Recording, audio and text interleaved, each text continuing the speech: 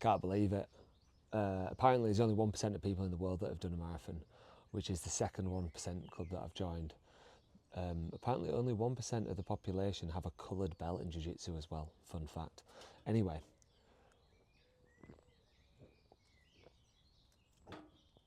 mega. Libby Jessup, I've broken my shandy rule, but I don't care because I just ran a marathon.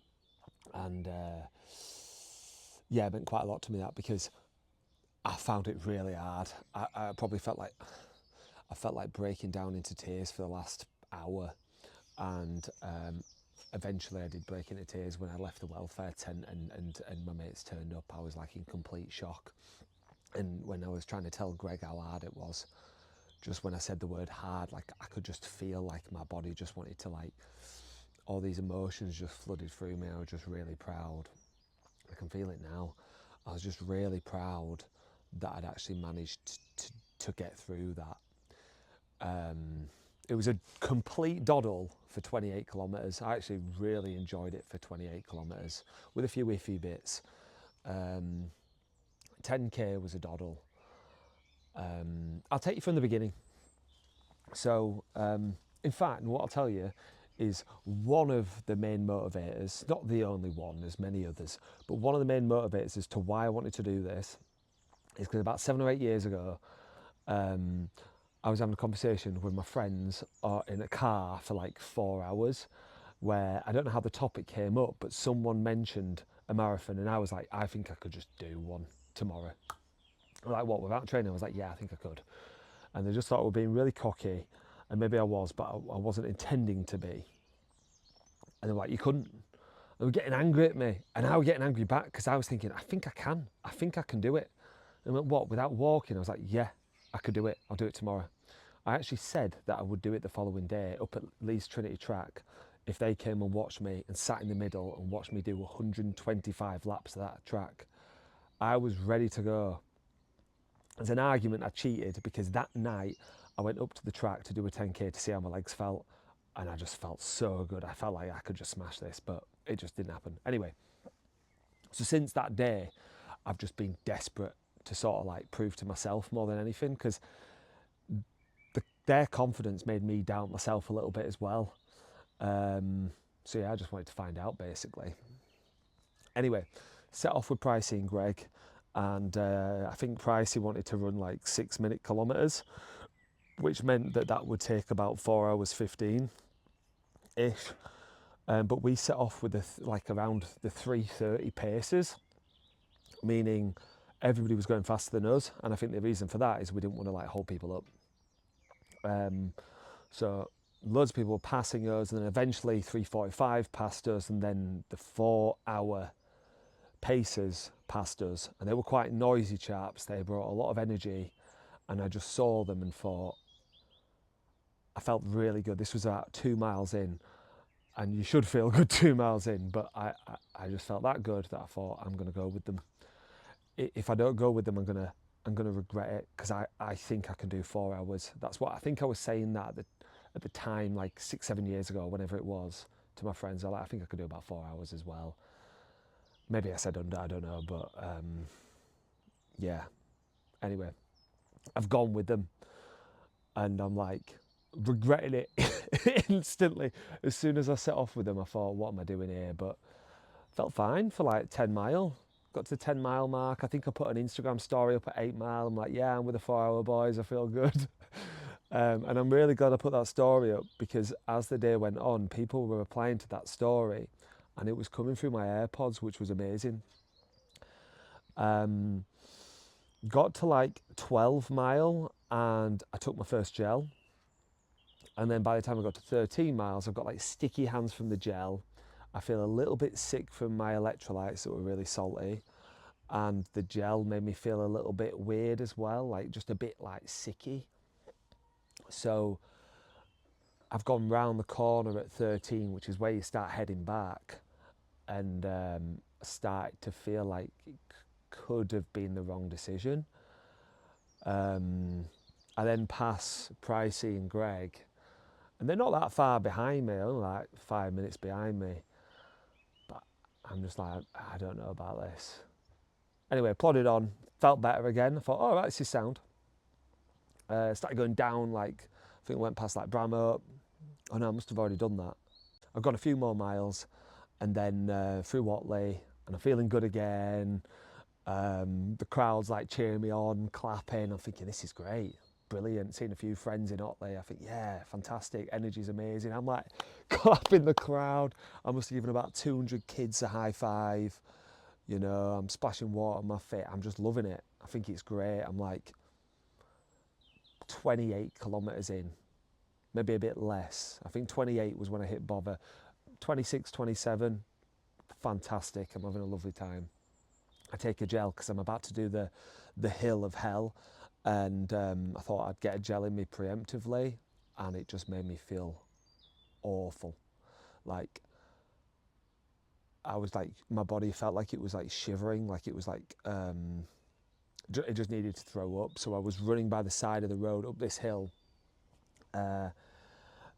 gipping, and like feeling like a bit like cold in my body.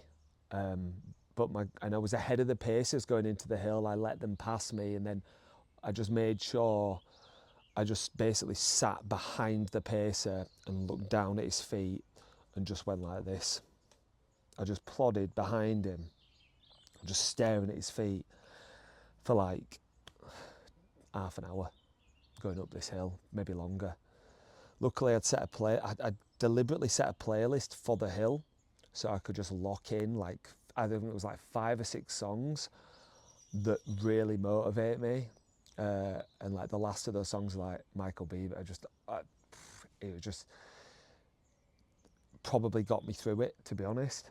Got to the top of the hill, and I'm effed. I'm like down and out. I feel shocking, and I'm just thinking, it's flattening out now. You're going to be all right. Everything's going to get better, but it didn't. And I just kept feeling sick. I saw loads more friends, loads more high fives. It wasn't making me feel better. I knew I looked like dog as well. Then Emily gave me a Lucozade, which sort of like was great. Nice to see them. Saw them for 2 seconds, felt good for 2 seconds. Had a swig of the Lucozade, fine. Felt immediately sick, threw it away. Sorry, Em, thank you for the Lucozade, but I had to go.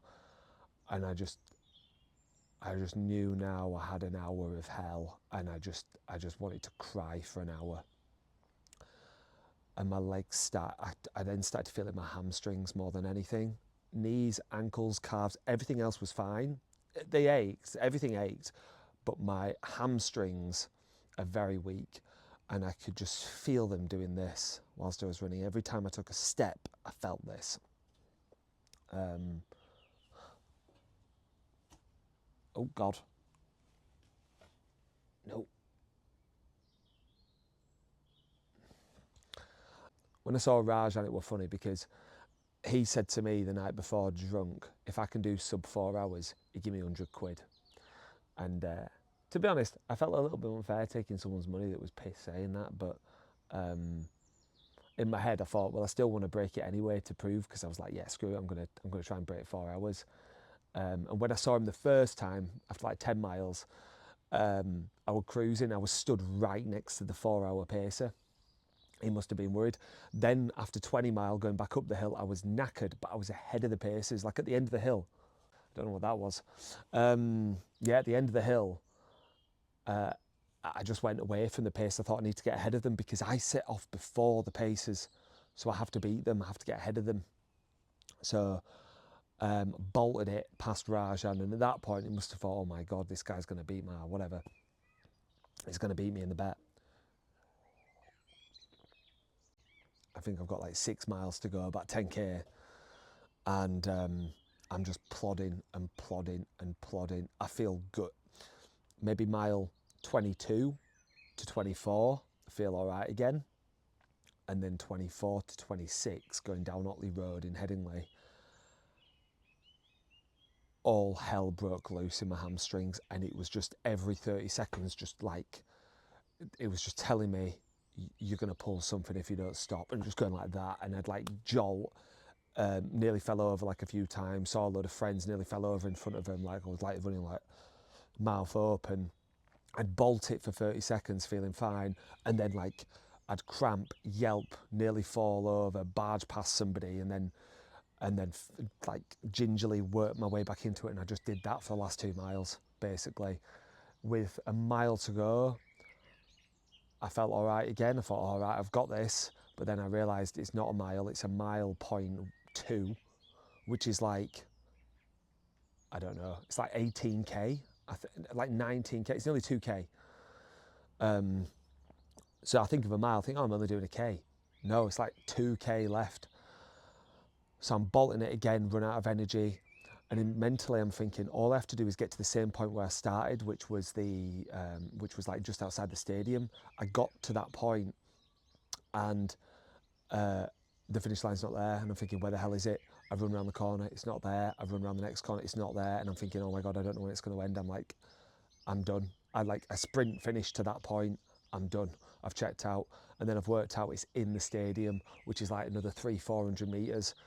And I just gave it my last, like everything that I had. I'm rightly reliving it, to be honest. I just sprinted as hard as I could. I gave everything. And I'm like nearly like falling over, going over the running down that final straight on the pitch. The second I crossed the line, I've just dropped to the floor like I've been shot by a sniper rifle, face planted, and I just remember feeling the floor was really soft. And then opening my eyes and looking up, and there's like some guy trying to help me, and I'm just completely out of it, and I don't know what day it is, completely delirious. And I can't speak, like I can't even, like, words aren't coming out, I'm just making noise. I'm trying to tell him my legs, I can't get up because my hamstrings wouldn't let me up. It took about like 2-3 minutes just to get me stood up. They took me to a welfare tent, and I spent like 10 minutes just having water splashed on my head, and I'm just like this for like 10 minutes.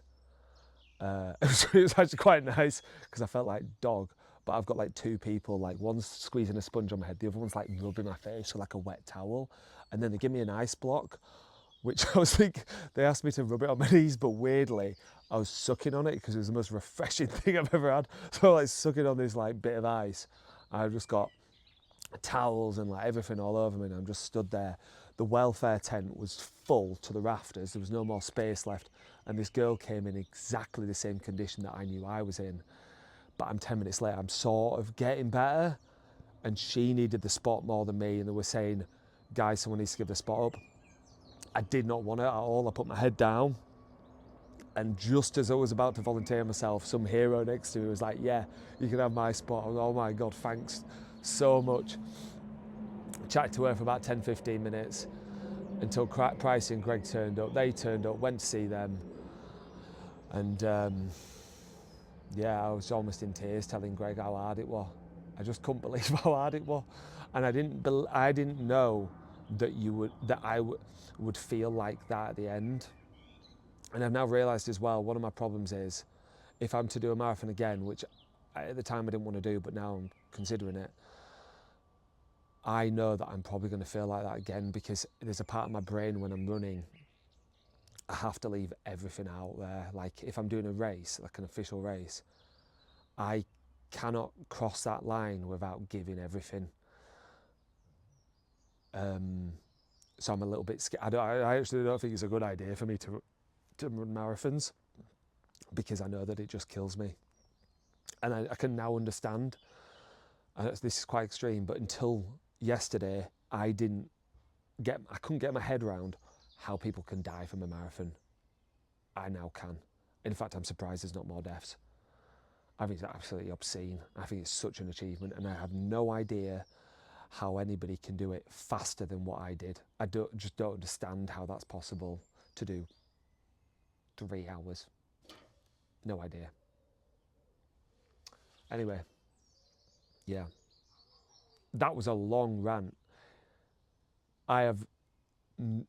Nobody will have watched 15 minutes of me talking to you about my marathon. This should be a YouTube video, not a TikTok video, but thank you for watching.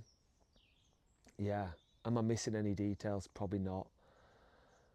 I just want to say thank you, because everybody who came to watch, everybody that sent me a message, literally anybody that's like, because I'm so proud of it, anybody that's liked my post, I just really appreciate it. Because I just think it's just the hardest thing I've ever done. So yeah, thank you so much. And yeah, thank you Pricey and Frankie for having me round after for the barbecue as well. That was amazing. And showering me and giving me clothes. I just needed loving. I just needed looking after. I spent it was probably an hour and a half after the finish line before I actually felt okay. I felt awful until like maybe an hour and a half after, and then I felt fine until I was nerf gunned in the head by the children at Pricey and Frankie's.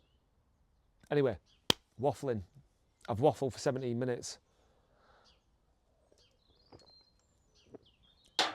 Back to Maniac May. You're going to see me hitting the gym a little bit more. You're going to see me training jiu-jitsu. You're going to see me eating lots of steak and prawns. Road to Marbella. We're getting as ripped as we possibly can. Come on! Badge! One thing I forgot to mention in the video just then is my time. I mentioned that I wanted to get 4 hours and I narrowly missed out according to the chip. It says that I completed it in 4 hours, 36 seconds. But I'm happy with it. Tiny bit gutted, but I'm just proud overall. I can say I did a 4 hour marathon, I suppose. My Strava said I did 3:51.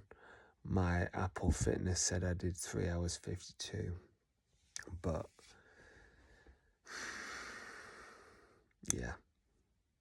Anyway. She's a maniac on the floor. And she's dancing like you wouldn't believe.